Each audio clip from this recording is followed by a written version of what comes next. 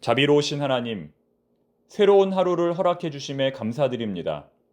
이 아침에 눈을 뜰 수 있다는 것, 숨을 쉴 수 있다는 것, 이것이 바로 하나님의 은혜임을 고백합니다. 숨 쉬는 것 하나, 눈 뜨는 것 하나조차도 모두 우리 주님의 은총임을 잊지 않게 하옵소서. 범사에 감사하는 마음으로 하루를 살아가게 하옵소서.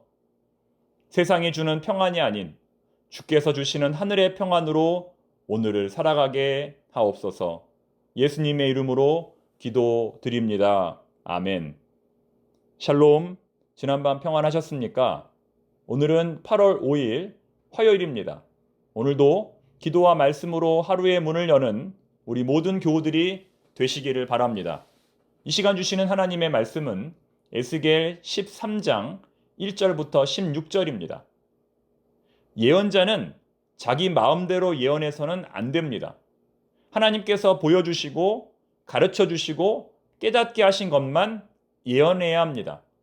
자기 마음대로 무언가를 지어낸 후 그것을 일컬어 하나님의 말씀이라고 해서는 안 됩니다. 오늘 본문에는 그렇게 자기 마음대로 예언하는 거짓 예언자들의 종말이 기록되어 있습니다. 하나님의 회의에 참석하지도 않고 마치 자기의 생각을 하나님의 생각인 것처럼 전하는 사람들, 그들의 최후는 어떻게 될까요?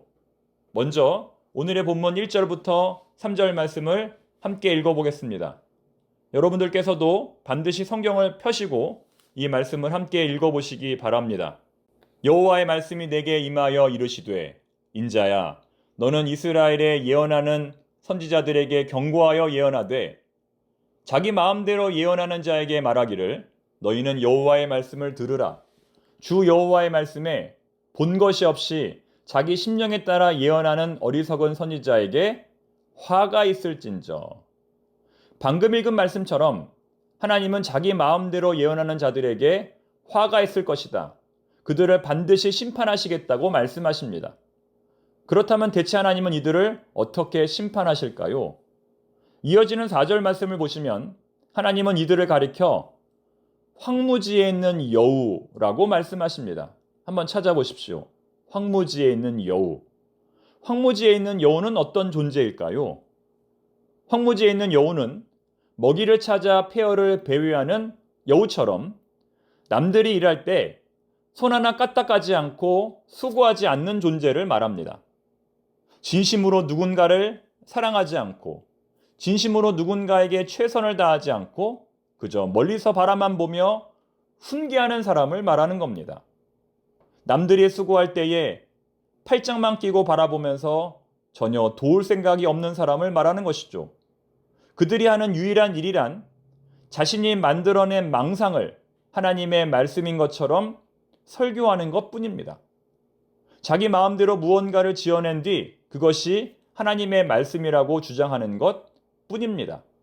열심히 일하는 사람들을 돕기는커녕 오히려 시기하고 질투하고 힘 빼는 사람들, 우리 청파동 교회에는 그런 사람들이 단 한 사람도 없으리라 믿습니다.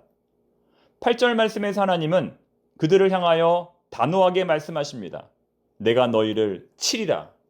이어지는 9절에는 그 하나님의 심판의 내용이 구체적으로 나옵니다. 자, 세 가지의 심판을 하시는데요. 이 부분을 이해하기 쉽도록 메시지 성경으로 한번 읽어보겠습니다. 한번 잘 들어보십시오. 거짓 예언자들을 내가 철천지의 원수로 여길 것이다. 내가 그들을 교회에서 추방시키고 명부에서 이름을 빼며 다시는 교회에 출입하지 못하게 할 것이다. 그렇게 해야 그들은 비로소 내가 하나님임을 알게 될 것이다. 너무나도 무서운 하나님의 심판입니다. 자, 그렇다면 대체 거짓 예언자들은 어떤 주장을 했길래 이러한 하나님의 심판과 저주를 받게 되었을까요? 거짓 예언자들의 주장이 오늘 본문의 마지막 구절인 16절에 나옵니다. 이들은 예루살렘에 대하여 예언하기를 평강이 없으나 평강의 묵시를 보았다고 하는 이스라엘의 선지자들이니라. 주 여호와의 말씀이니라. 자, 무엇이 거짓 예언자들의 주장입니까? 평강이 없으나 평강의 묵시를 보았다. 이것이 바로 거짓 예언자들의 주장이었습니다. 쉽게 말해서 예루살렘은 결코 멸망하지 않을 것이다. 지금 바벨론에 끌려온 사람들도 이제 곧 고국으로 돌아갈 것이다. 이것이 바로 거짓 예언자들의 주장이었습니다. 이것은 지금 에스겔이 선포하는 내용과는 정반대입니다. 어제 에스겔은 모두가 보는 대낮에 포로로 잡혀가는 사람처럼 행색을 하고 길을 떠났습니다. 왜 그랬을까요? 이제 예루살렘의 멸망이 얼마 남지 않았기 때문입니다. 하나님의 심판이 임박했기 때문입니다. 이제 곧 시드기야 왕은 두 눈이 뽑혀서 백성들과 함께 바벨론의 포로로 잡혀가게 될 겁니다. 하지만 그럼에도 불구하고 여전히 거짓 예언자들은 하나님의 성전이 무너질 리가 없다. 하나님은 언제나 우리의 편이다. 하나님이 선택하신 이스라엘이 이방 나라에게 멸망당할 일은 결코 없을 것이다. 라고 주장하고 있다는 겁니다. 여기에 분노하신 하나님께서 거짓 예언자들을 심판하시겠다고 말씀하시는 겁니다. 여러분, 안타까운 일이지만 이스라엘의 멸망은 이미 확정되었습니다. 이것은 어느 누구도 바꿀 수 없는 일입니다. 수백 번, 수천 번의 경고에도 불구하고 그들은 끝내 회개하지 않았기 때문에 하나님께서 이렇게 하시기로 결정하셨습니다. 에스겔 14장을 보면 노아, 다니엘, 욥이 기도할지라도 이것만큼은 바꿀 수 없다고 하나님께서 말씀하십니다. 그렇다면 이제 이스라엘 백성들은 어떻게 해야 할까요? 이미 결정된 하나님의 뜻을 부정하기보다는, 바꾸려 하기보다는 하나님의 뜻을 인정하고 하나님께서 원하시는 길을 걸어가야 합니다. 바벨론의 포로로 끌려가서 70년 동안 생활하는 것이 하나님께서 원하시는 회개의 길이고 속죄의 길입니다.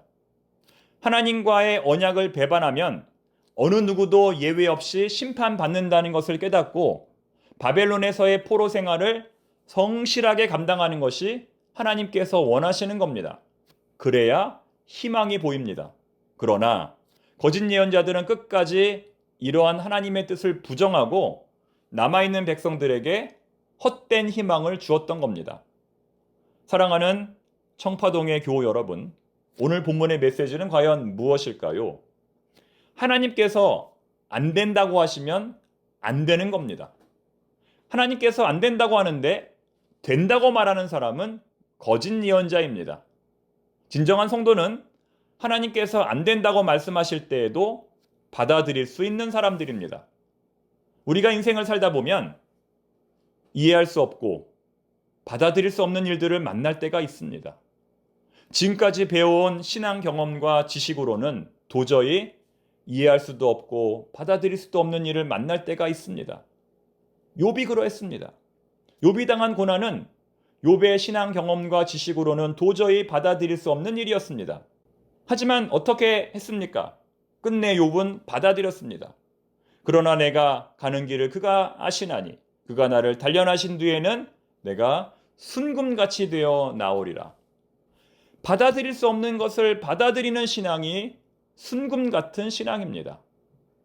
오늘 우리가 하나님 앞에서 신앙생활할 때에 어쩌면 받아들일 수 없는 일, 이해할 수 없는 일을 만날 수도 있을 것입니다. 그럴 때 우리는 어떻게 해야 할까요? 그 일로 말미암아 우리의 신앙이 더욱 성숙하고 자라나기를 바랍니다.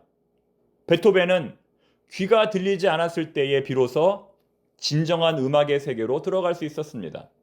욥기 42장 5절 말씀입니다.